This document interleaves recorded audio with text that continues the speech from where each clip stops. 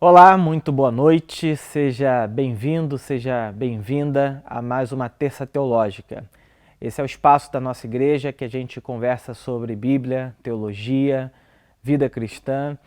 E nesse ano de 2022 a gente estudou juntos a carta de Paulo aos Romanos. Começamos lá no mês de fevereiro, na primeira terça-feira, e a última aula foi na semana passada. A gente vai, nesse mês ainda, ter 3 aulas muito importantes e é sobre essas aulas que eu quero falar com você. Você está vendo a igreja aqui, um cenário completamente diferente, ao fundo as cadeiras, porque durante essas 3 próximas terças-feiras do mês de junho, a gente quer conversar com vocês sobre a importância da igreja na nossa vida, a importância de uma igreja local, a importância desse lugar que a gente frequenta, desse lugar que a gente participa na nossa vida cristã. Então, nas próximas terças-feiras, eu vou estar dando essa aula de hoje.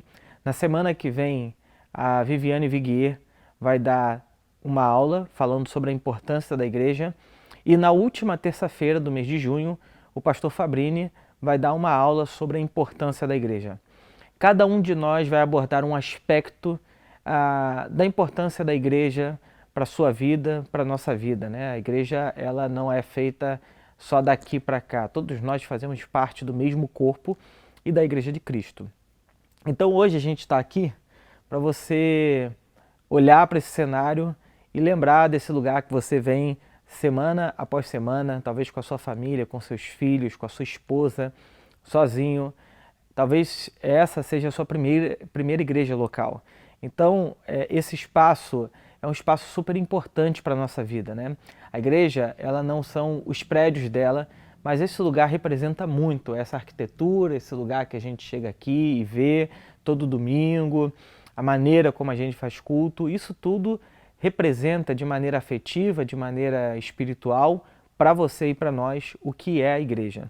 Bom, hoje, antes disso, eu quero pedir para você curtir esse vídeo, é muito importante essa transmissão dessa aula, dar like, deixar os seus comentários, participar ativamente, esse é um espaço de ensino. E lembrando que às terças-feiras, durante o mês de junho, nós não teremos o encontro presencial, a aula será exclusivamente 100% online, tá bom? Pelo nosso canal do YouTube ou pelo aplicativo, depende de onde você estiver assistindo.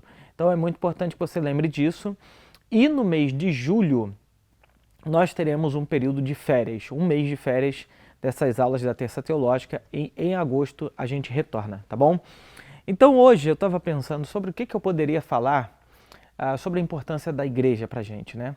E aí o tema que eu quero trazer é 5 motivos para amar a igreja. 5 motivos que eu quero te oferecer.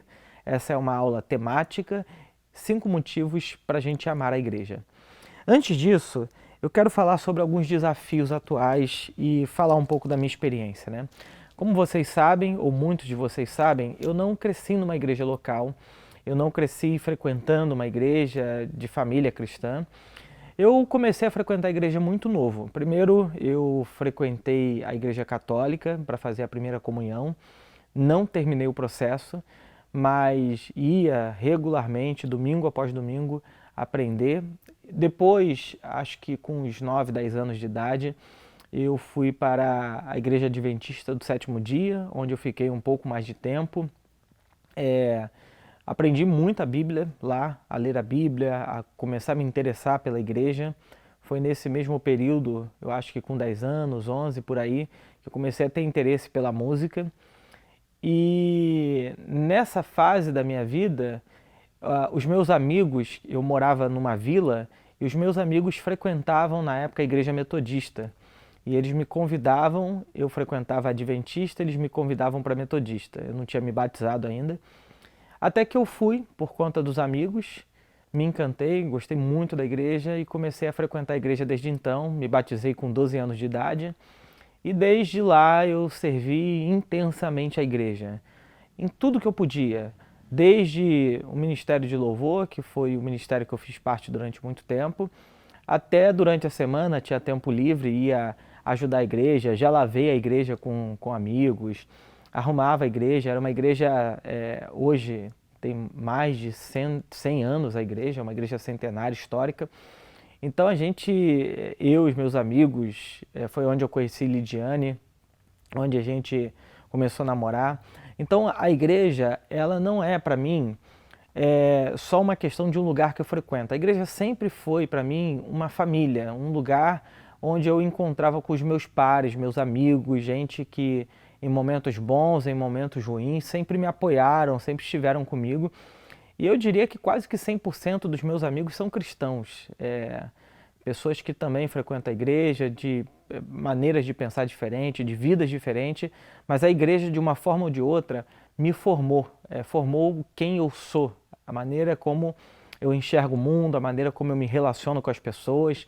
Foi na igreja que eu aprendi a diversidade, lidar com pessoas completamente diferentes de mim, lidar com gente muito mais velha, com gente mais nova, com gente da minha idade. A igreja é esse lugar que tem um poder social, social, que eu digo, de relacionamentos muito impactante, muito transformador.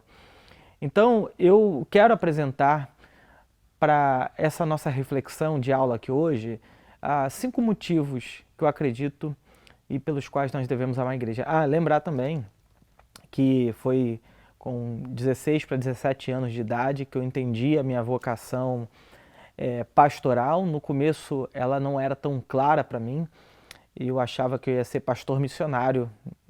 A minha missão era ir para algum lugar, nunca tive interesse de ir para a África, mas eu tinha interesse de ser um pastor missionário. Essa era o que ficava na minha cabeça, era meio confuso.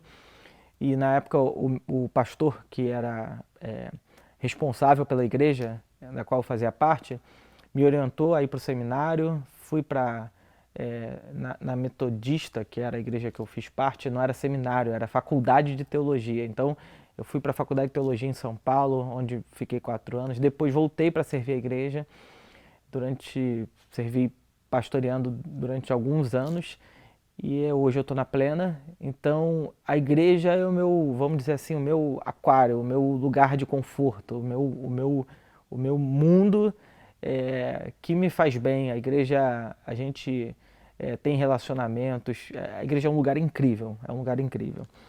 Bom, mas essa igreja também tem desafios, né? Ela não é só esse lugar incrível, maravilhoso, ela tem muitos desafios. A igreja é um lugar extraordinário, mas ao mesmo tempo é um lugar desafiador. E ultimamente a gente tem percebido o que nós, na ciência da religião ou na sociologia da religião, a gente chama de trânsito religioso, que é uma experiência absolutamente nova. No passado isso não acontecia, que são pessoas que vão transitando de denominação em denominação. As fronteiras entre as igrejas praticamente acabaram. Antigamente você era batista, morria batista, provavelmente seu pai era batista, sua avó era batista, ou você era metodista, ou presbiteriano, e por aí ia, o congregacional. As pessoas se identificavam com uma maneira de ser igreja. Hoje as fronteiras estão cada vez menores, isso tem aspectos positivos, mas por outro lado há esse trânsito. Então acaba que as pessoas frequentam a igreja durante um ano, depois mudam e vão para outra, e não se fixam, não criam raízes numa igreja local. Então eu quero falar sobre 5 motivos para a gente amar a igreja, mas antes eu quero ler um texto bíblico que nessa passagem vai ser a primeira vez que Jesus vai usar a expressão, a palavra igreja. Está em Mateus capítulo 16, versículos de 13 a 20, que diz assim: quando Jesus chegou à região de Cesareia de Filipe, perguntou aos seus discípulos: quem as pessoas dizem que o Filho do Homem é? E aí eles responderam: alguns dizem que o Senhor é João Batista, outros que é Elias, e outros ainda que é Jeremias ou um dos profetas. Então perceba, a multidão que convivia com Jesus estava confusa a respeito da identidade de Jesus, a respeito de quem ele era. E vocês? Jesus pergunta: quem vocês dizem que eu sou? Jesus tira a pergunta do ambiente público e coloca a pergunta no ambiente particular dos seus 12 discípulos. E aí, Simão Pedro respondeu: o Senhor é o Cristo, o Filho do Deus vivo. Simão reconhece na figura de Jesus o Cristo. A palavra Cristo, ela significa ungido, isso é, aquele que Deus escolheu para ser o Filho do Deus vivo, essa figura, né? E aí, ainda lá no versículo 17, Jesus disse: que grande privilégio você teve, Simão, filho de João. Foi meu Pai no céu quem lhe revelou isso. Nenhum ser humano saberia por si só. E ele disse: agora eu lhe digo que você é Pedro, e sobre esta pedra edificarei. E aí Jesus usa a palavra igreja. E sobre esta pedra edificarei a minha igreja, e as forças da morte não a conquistarão.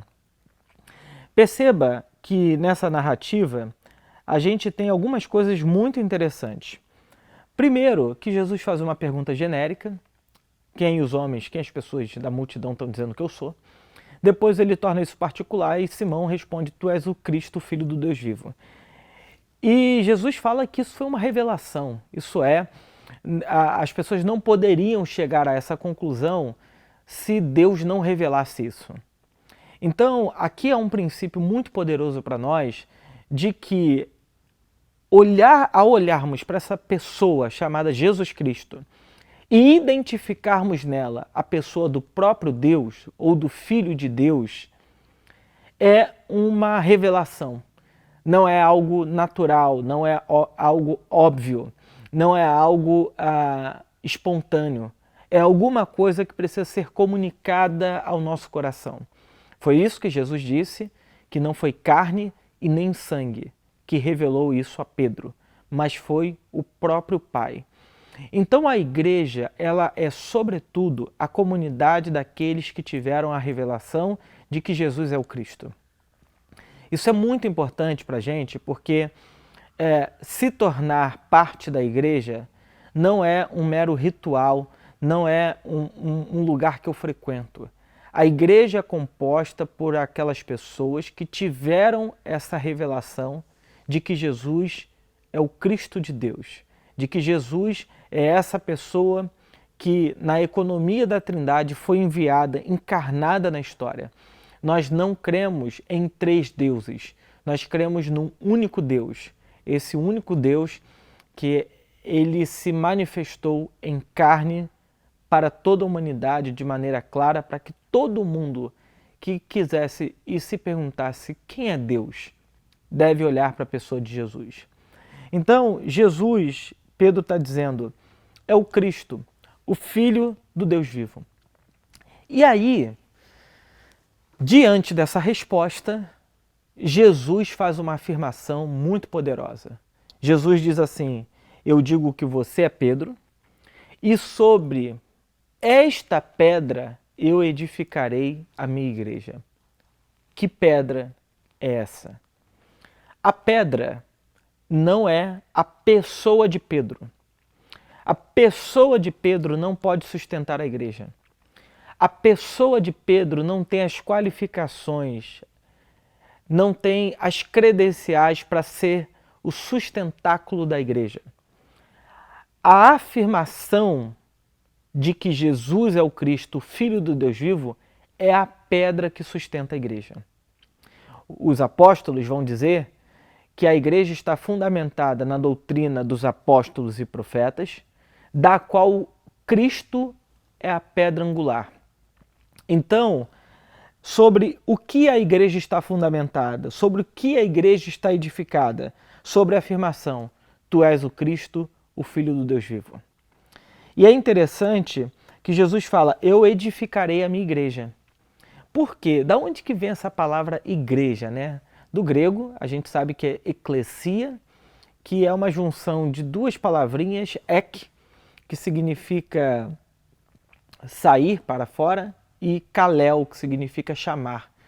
Literalmente, etimologicamente, igreja é uma junção de ekkalel, que seria chamar para fora.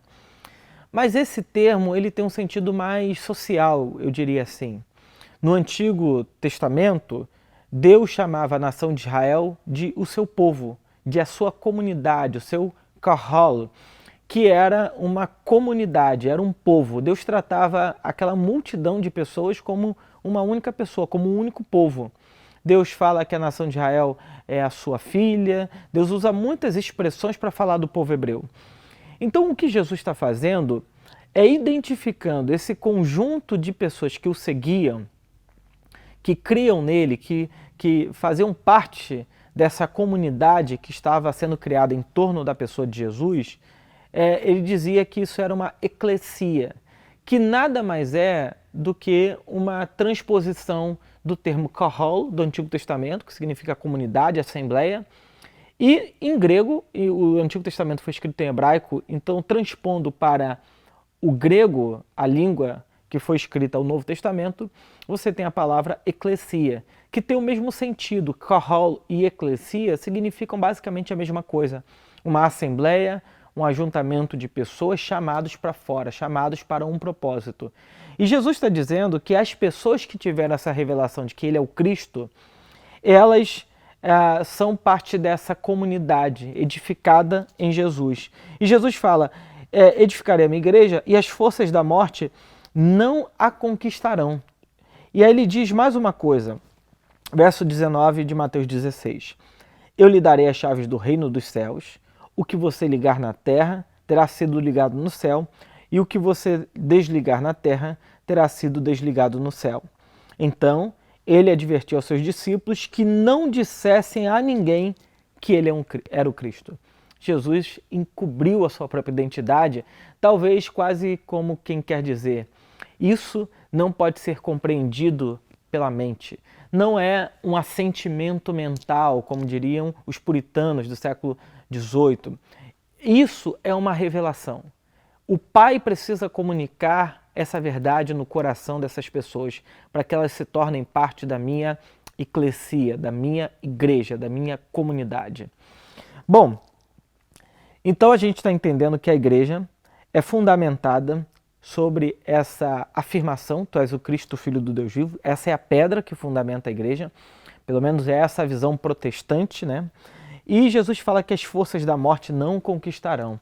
Isso significa que a igreja ela tem um poder dado pelo próprio Cristo, pelo próprio Pai e pelo Espírito, que as forças da morte e das trevas não podem vencer a igreja.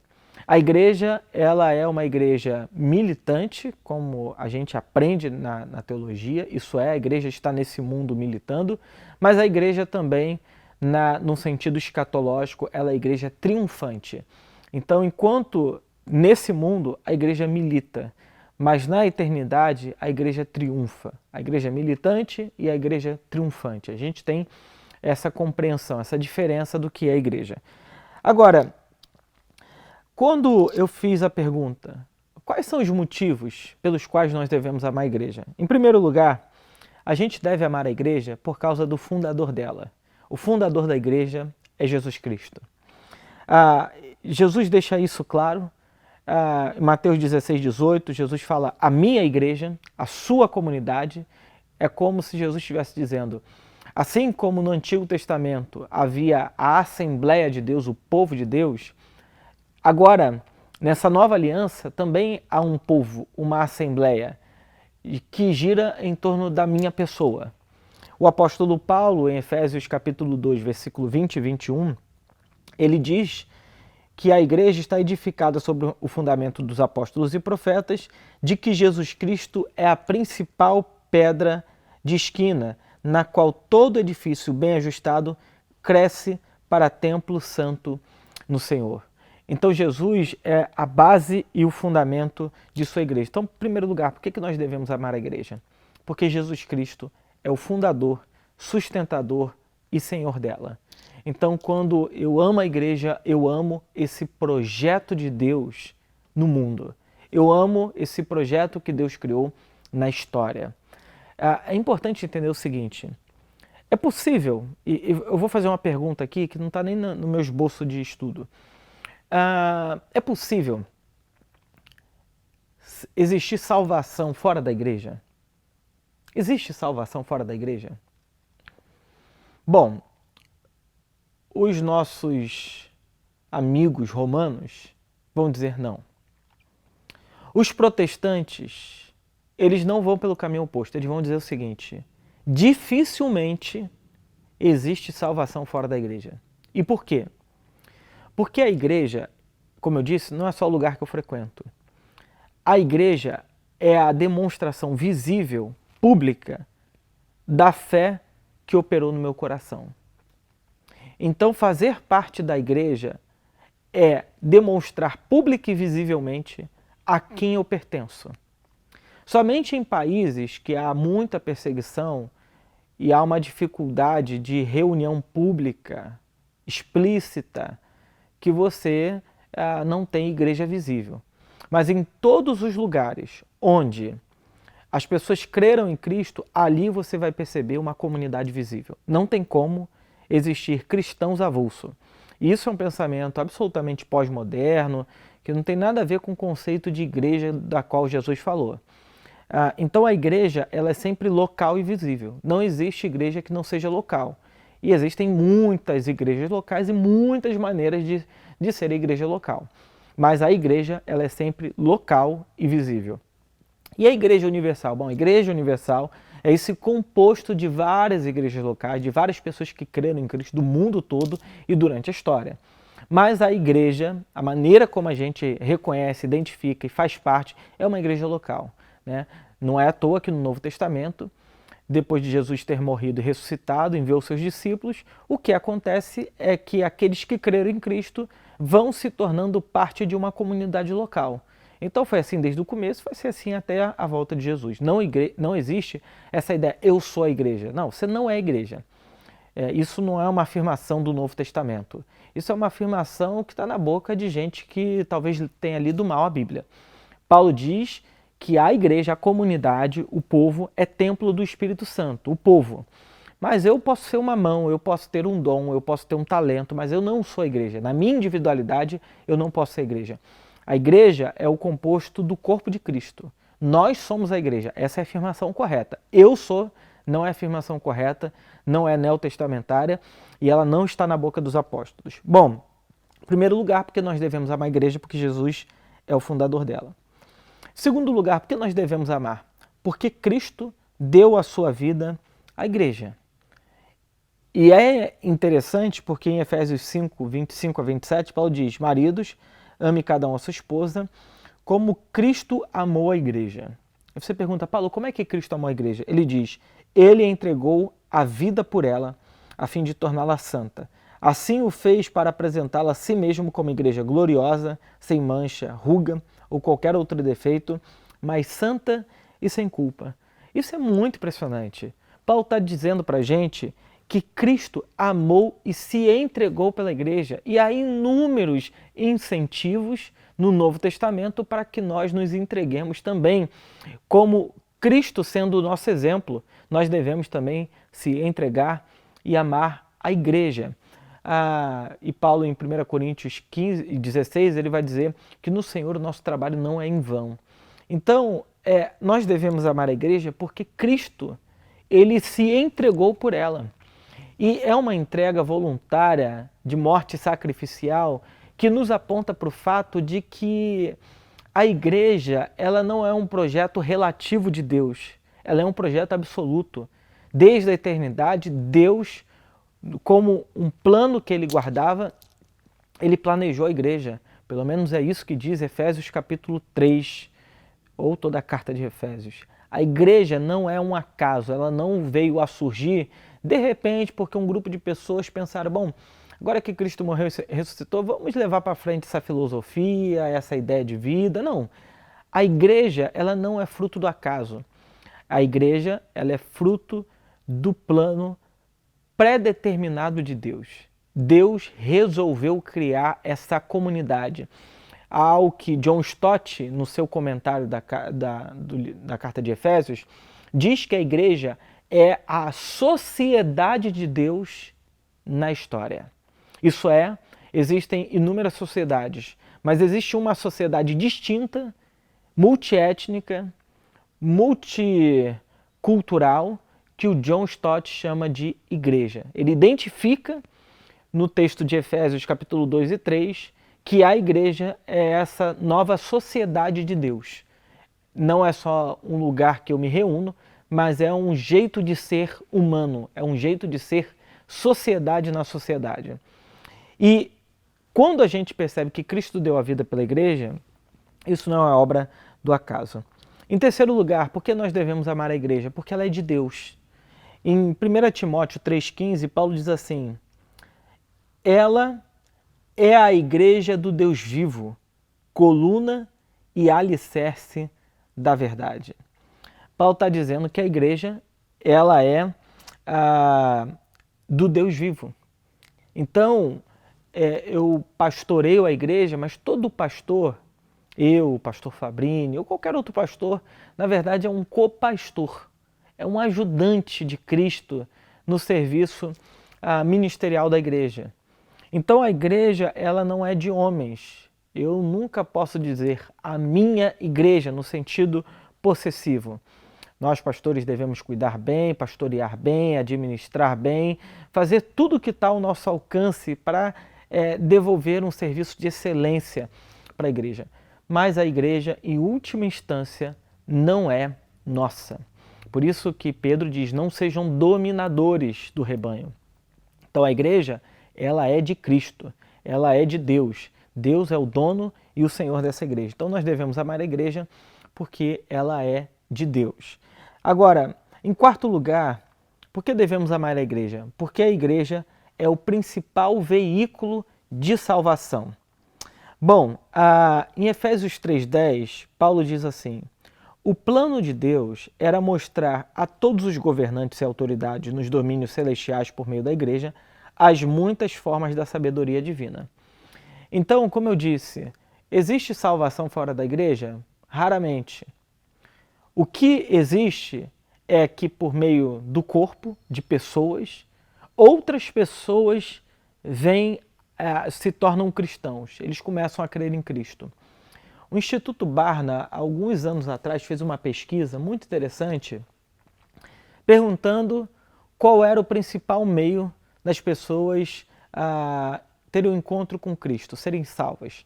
Aí ele elencou lá televisão, rádio, e-mail, evangelismo com panfleto de rua, babá. E aí, todas essas coisas que as pessoas investem milhões e milhões, na época, hoje eu acho que não é tão comum, mas alguns anos atrás era comum você ter tele-evangelista, telepastor, né? E as pessoas investiam muita grana para ter um horário na televisão. E o Instituto Barna mostra que a maior parte das pessoas que frequentam uma igreja hoje vieram por causa de um amigo e de um parente, por causa de relacionamento. Uma coisa que é gratuita, uma coisa que não tem um preço assim alto. Eu acho que tem o investimento, como a gente faz aqui, YouTube e outras coisas, ela tem importância de você se mostrar. Mas o que efetivamente, geralmente acontece é que as pessoas vêm para a igreja por causa de uma outra pessoa. Talvez você que não tenha crescido na igreja, como foi o meu caso, eu me tornei cristão porque uns amigos iam para a igreja, eu comecei a ir com eles e apesar de no meu coração desejar isso, eu tive ânimo para continuar indo por causa de amigos. Talvez foi seu pai, sua mãe, seu avô, sua avó, quem te levou para a igreja.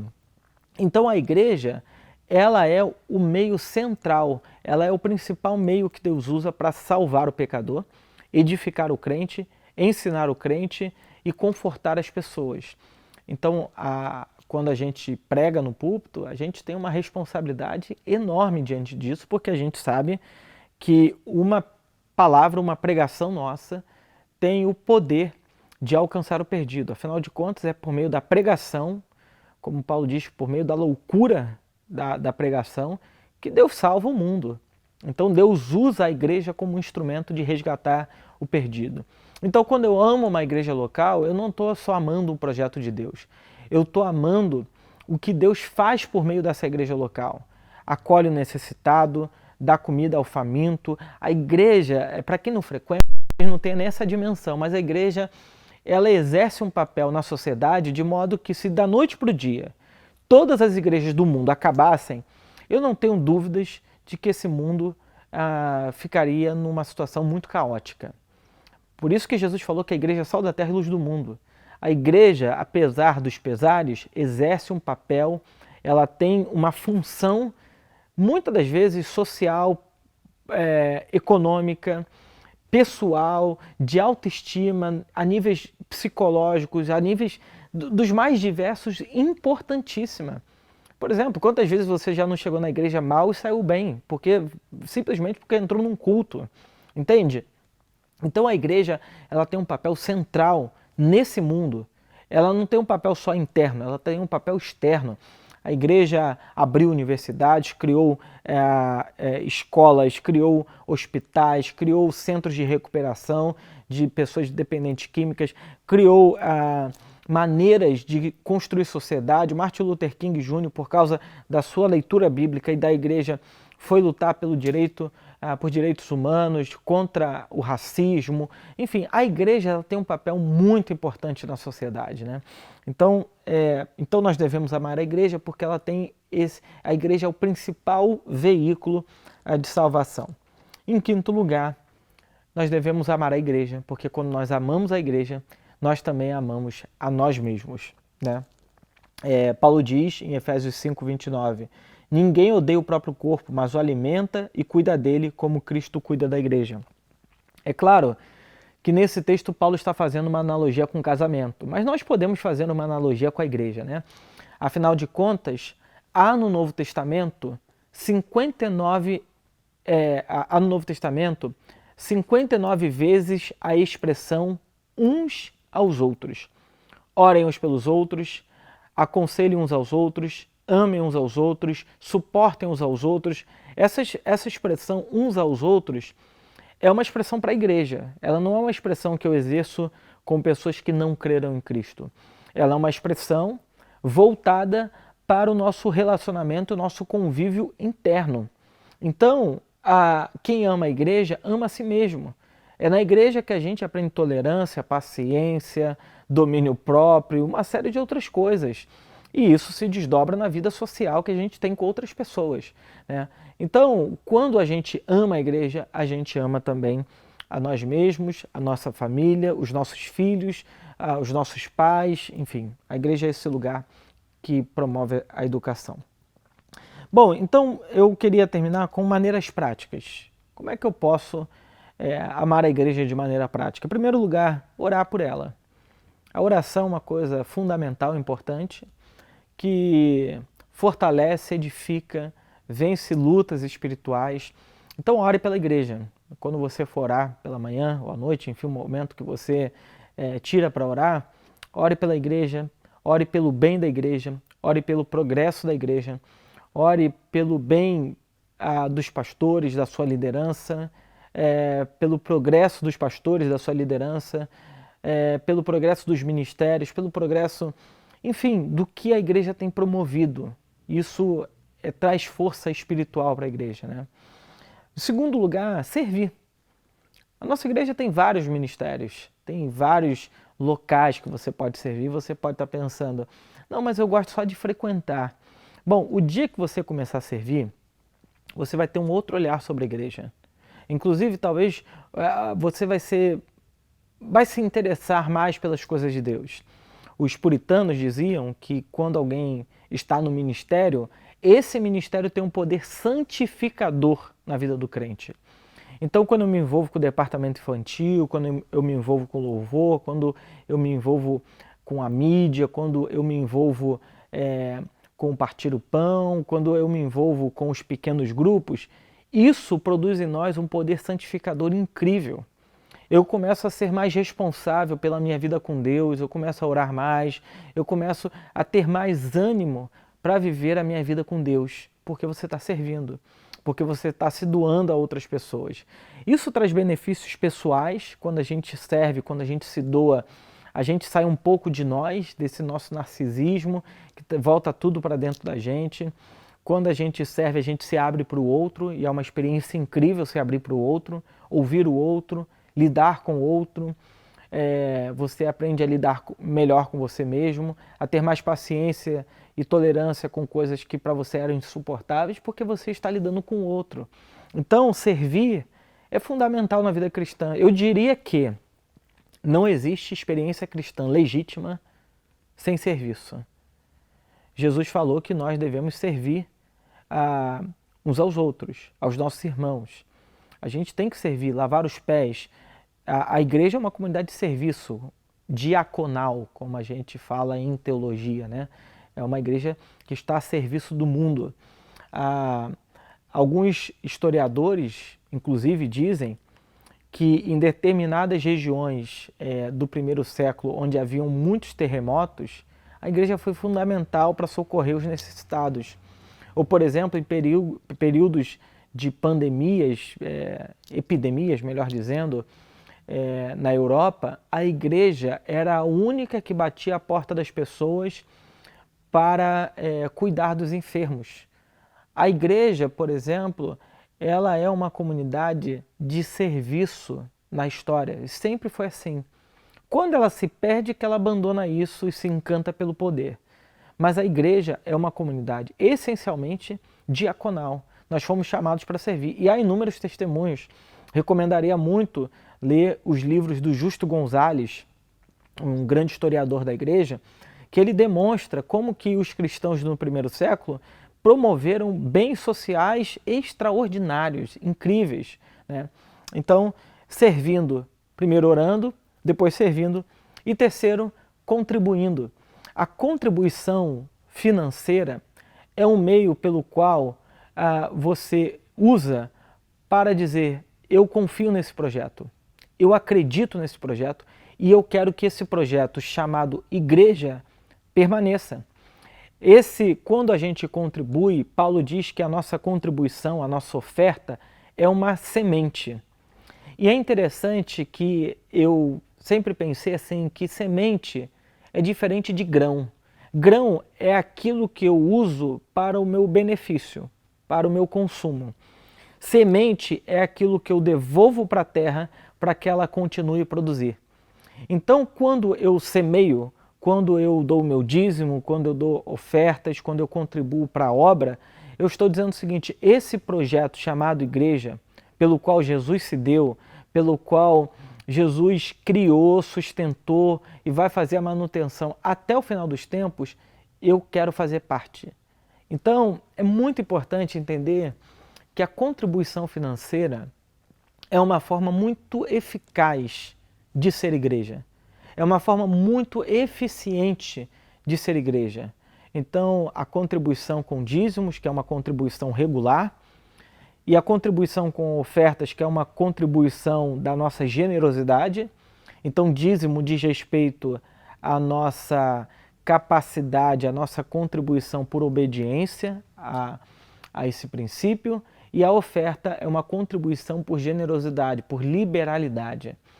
Então, contribuir financeiramente é dizer: eu acredito nesse projeto de Deus chamado igreja. Quando eu não contribuo, eu estou dizendo indiretamente que tanto faz. Se existir igreja e se não existir igreja, tanto faz. Mas quando eu contribuo, eu estou dizendo: eu quero que exista. Eu quero que isso continue a existir, porque isso faz bem, porque isso transforma, isso cura, porque a igreja é um projeto de Deus. Agora, uma pergunta para mim que sempre foi central é o seguinte: se uma igreja local dependesse exclusivamente da sua contribuição, ela estaria existindo ou morrendo? Isso é, ela estaria progredindo ou regredindo? Ela estaria avançando ou retornando, ou voltando para trás? Isso diz muito sobre a maneira como a gente lida com a igreja. Isso é, se toda a igreja dependesse da contribuição de uma pessoa que pode e não faz, como que essa igreja, qual seria o estado dessa igreja? Então, a nossa contribuição financeira, ela é um jeito da gente demonstrar que é uma igreja. Então, como amar a igreja de maneira prática? Orando por ela, servindo nela e contribuindo nela. Se você tiver alguma dúvida, deixa aí nos comentários, a gente tenta responder. Lembrando que nesse mês de junho todas as aulas serão exclusivamente online. A semana que vem a Viviane Viguer vai estar falando com vocês e na outra semana o pastor Fabrini, e no mês de julho nós não teremos aula e voltaremos somente em agosto. Então já se prepare aí, agosto, que a gente vai fazer algumas coisas diferentes, tá bom? Valeu, Deus abençoe e até semana que vem com a Vivi. Um grande abraço. Tchau, tchau.